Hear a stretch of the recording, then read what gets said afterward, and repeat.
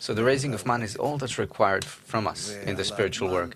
And the raising of man is actually measured in a state where I'm helpless. And so we have to understand and to remember properly and to perhaps write it down or on the chalkboard of our hearts, that where I feel a lack of flavor, a lack of desire, despair, not even despair, despair is something good already, even less than that, complete emptiness, a void, there exactly is the space wherein I can begin to carry out some mechanical acts, perhaps barely, or perhaps even the group needs to pick me up on a stretcher and to carry me, to get me to some state of awareness, consciousness, but specifically from such situations, from the depths I have called you. That is how we begin.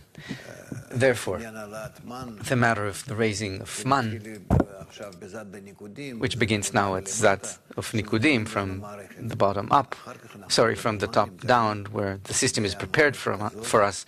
Later, we simply occupy that system and use it. And that's where all our spiritual work is.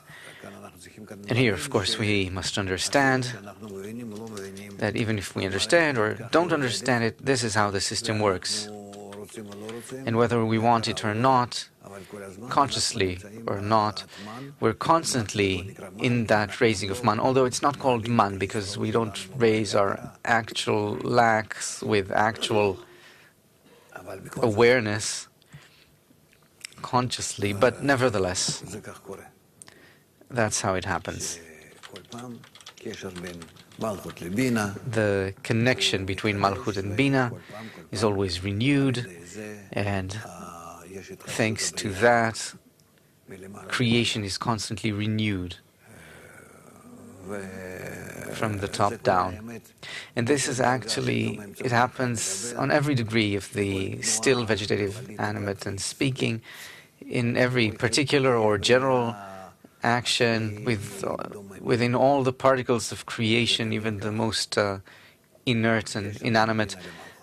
That's how it always works, the connection between Bina and Malchut. So let's again read these texts and see what we can understand, what we can glean.